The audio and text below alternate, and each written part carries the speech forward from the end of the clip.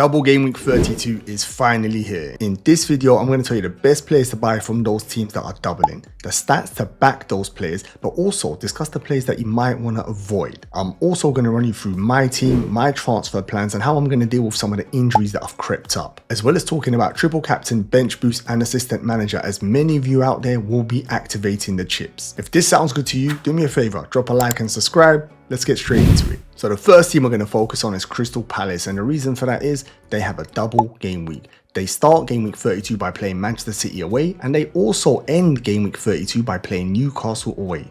Two difficult fixtures, but at the end of the day it's a double game week, so I for one will be investing in Crystal Palace players. Now, these are my top 6 picks from Crystal Palace. We've got one centre forward in Mateta coming in at 7.7 million. He takes the striker spot. I've got 2 attacking midfielders in Eza and Sarr. We're going to discuss them in more detail. 2 defensive players in Munoz and Henderson. Henderson, the goalkeeper, coming in at 4.6 million, and Munoz, who's been outstanding, coming in at 5.2 million. I've also got a manager, Glasner, just in case you are activating assistant manager. We'll also talk about that in a bit more detail later.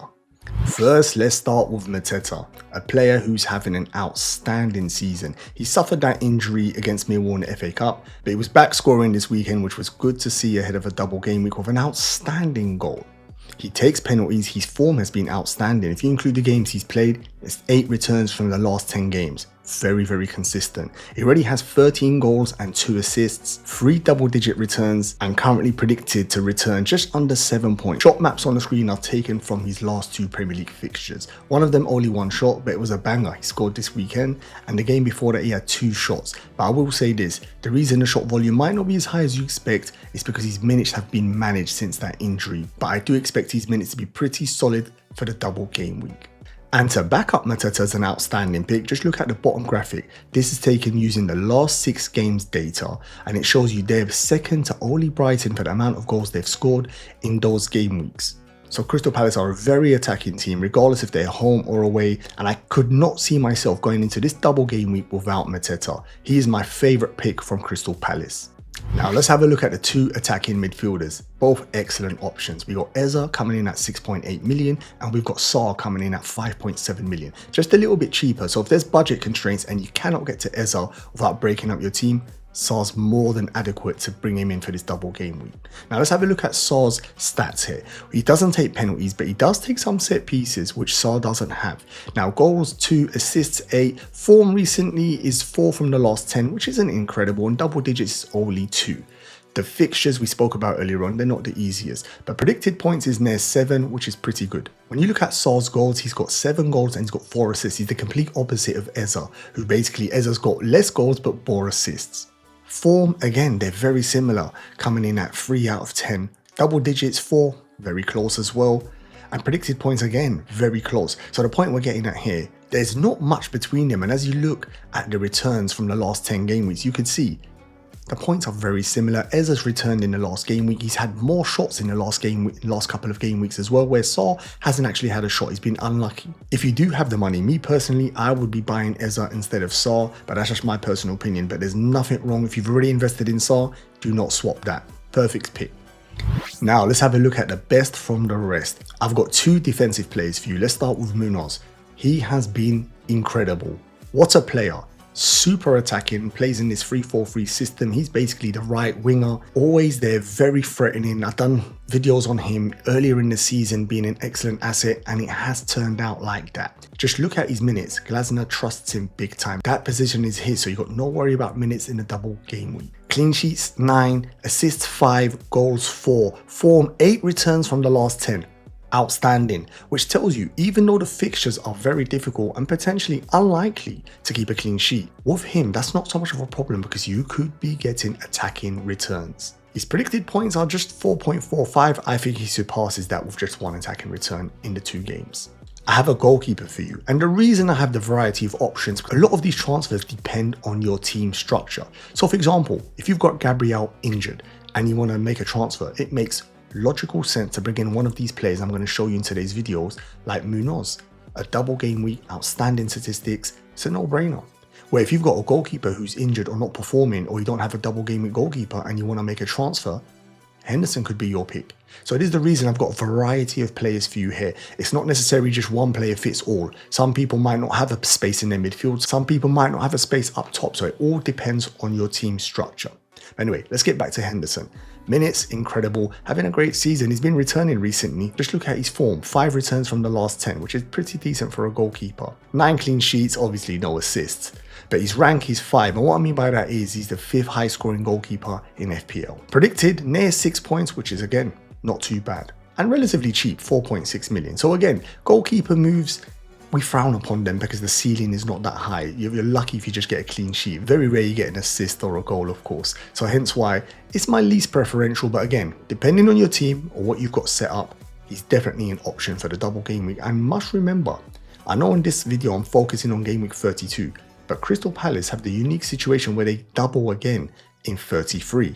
Now, the last pick from Crystal Palace is Glasner, an excellent addition in the Premier League. Got Crystal Palace playing some good football, considering it was a difficult start to the season actually, but since then he's turned it around and Crystal Palace are flying. You just look at the recent form of 1 draw in the last 5, all the rest being wins, so it tells you they're moving in the right direction. And that's very important when you're looking to pick a manager when you activate that chip. Now, another important thing is both his fixtures will be table bonus. Now, if you don't know what that means is when you pick a manager that plays a team 5 places above, when they win, they get extra points, even if they draw or when they score more goals. So if you are chasing, you want to play aggressive, you're chasing your mini leagues or your overall rank. I actually used him in my assistant manager when I used it early in the season, and he got me a 20 pointer when they beat Fulham away. Outstanding. It's a game-changing return when you get it right, and he's definitely a viable pick for assistant manager in game week 32, coming in at 0.8 million. Bear in mind, if you are bringing him in, make sure you don't triple up on Crystal Palace players. You're going to need to leave a space. Apart from the money you need to leave in the bank, you also need to leave a place. So you need to have 2 Crystal Palace players if you're going to go with Glasner. Definitely a viable option. Again, it's only relevant if you are activating the assistant manager chip.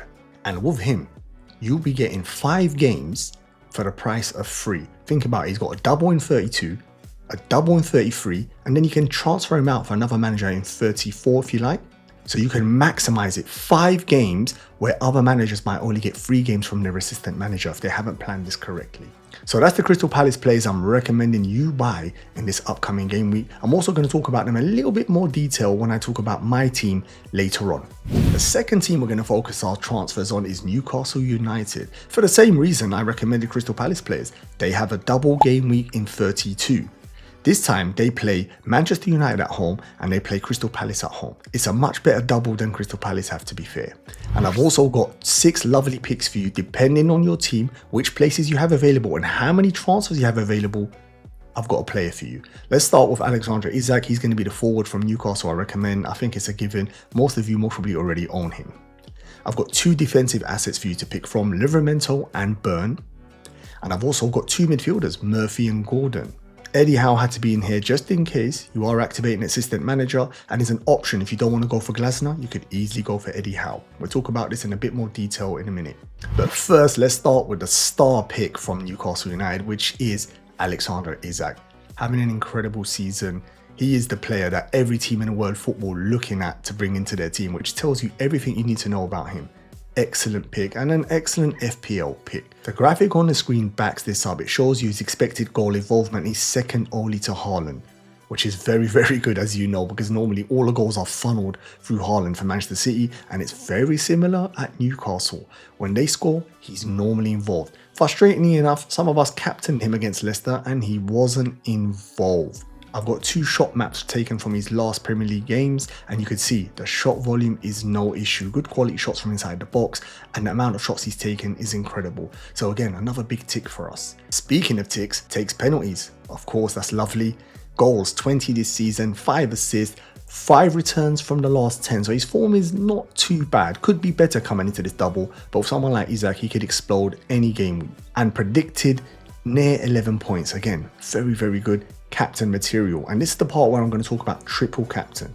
For some of the managers out there who still have that, this is one of the best remaining game weeks and players when you consider the fixtures, both at home, both against teams which defensively do give you chances.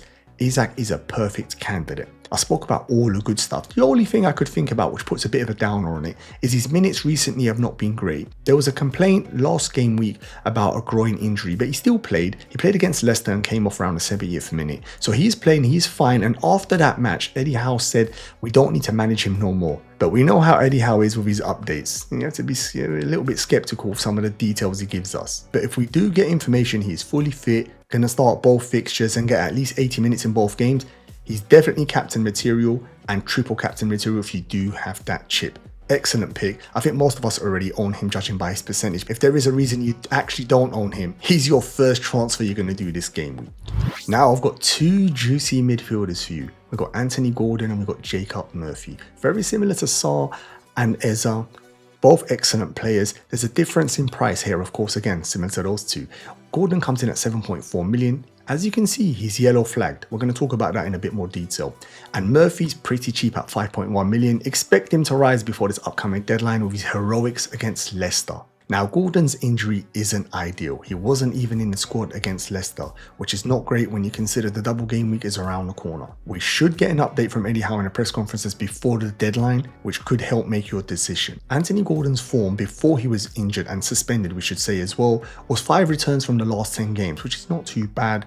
Double-digit returns, only 2 this season. You'd expect more from him. And predicted near 8 points, which is not too bad. Murphy has 7 goals and 9 assists, highlighting just what a great season he's having.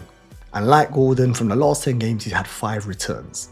Predicted less than Gordon in 6.25, but when you consider the amount of money you save buying him instead of Gordon, I think that feels about right. Me personally, because of the Gordon injury news, I would avoid it and save the money and just get Murphy, who's been incredible, easy pick, and you can utilize that money somewhere else. Now let's have a look at the best from the rest.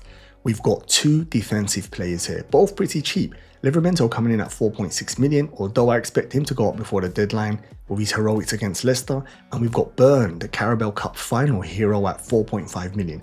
Both of them very cheap, both have double game weeks. You can see why they're very, very popular. And in my video for me to recommend, if you're looking to buy a defender this game week, say you've got Gabriel and he's injured, or another defender you're not happy with, these are 2 easy picks. Livramento, super attacking. I really like him and I rate him. And you could see with his minutes, pretty consistent. I think now he's cemented that position, especially with the injuries they picked up. 7 clean sheets, 1 assist, no goals, and 3 returns from the last 10 games. Burns has more clean sheet, mainly because he was involved in those games where Livramento maybe didn't play. Burn is predicted similar points to Livramento, has the similar form, 3 returns from the last 10, and has a couple of more clean sheets. It all depends on what you want to go for. I prefer normally the attacking fullback, which you saw against Leicester, but Burn can also be a threat in set pieces. That's all up to you. They're both great. My preference is Livramento. Now, I've got another assistant manager option.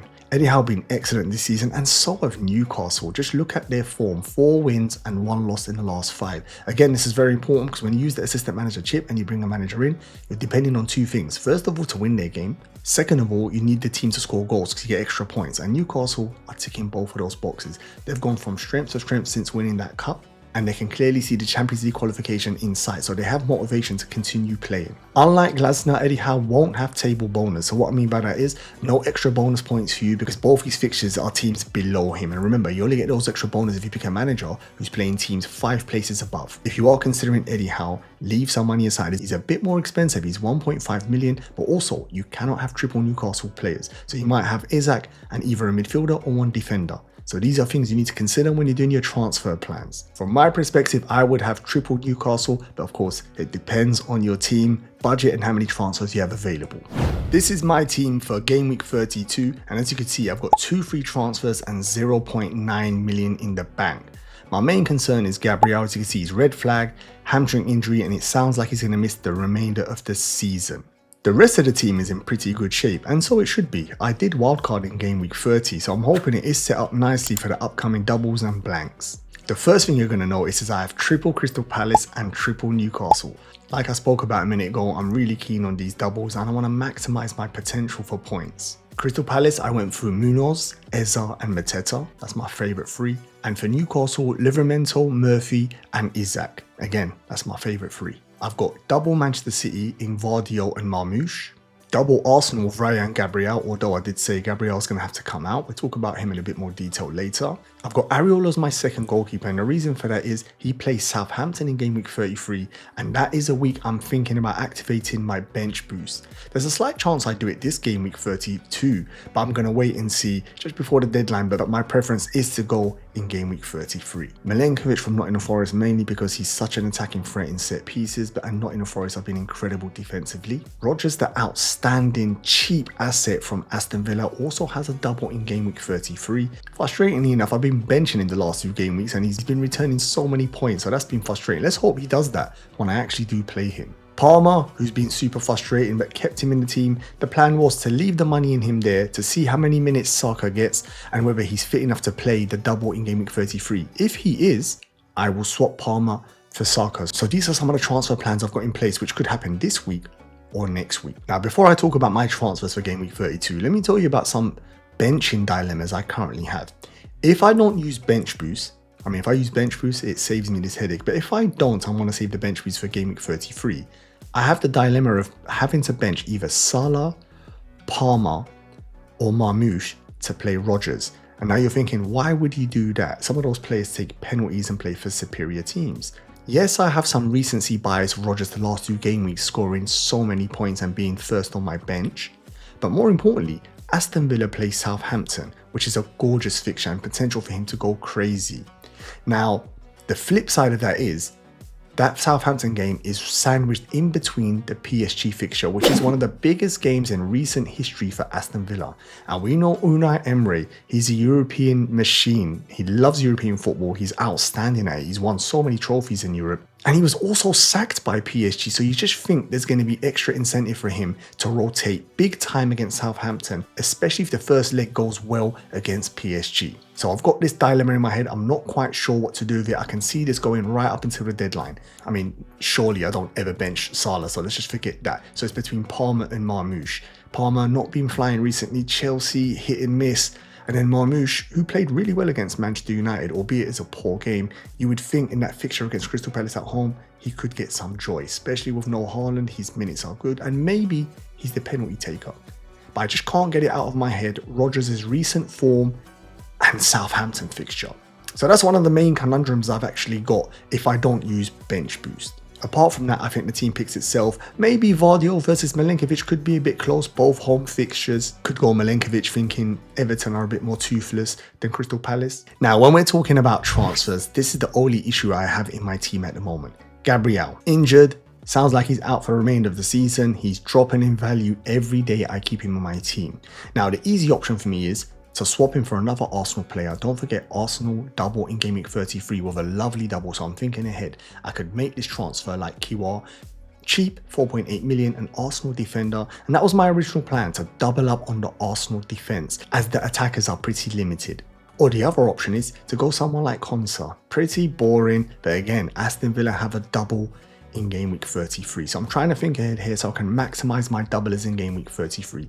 You can see I'm talking about game week 33 and not 32, which tells me then, is this a priority? Do I just continue to lose value, leave Gabriel on my bench, get more information? Who knows, there could be more injuries. We find out the team's motives after the Champions League first legs as well. So this information could prove to be very, very important. So it's a big possibility I don't even make a move, keep Gabriel third on my bench. I've got 2 subs that play. I've only wildcarded in game week 30, so the squad is pretty healthy as long as no one else gets injured in the midweek Champions League fixtures. And then attack game week 33 with 3 transfers and maximizing my double game weeks, and I can start thinking about players like Saka and more exciting attacking players instead of looking at players like this. Get in the comments and let me know what you think about my transfers, my transfer plans, and my thinking regarding the game week 32 and 33 moves. I hope you enjoyed the video, but more importantly, I hope you found the video useful.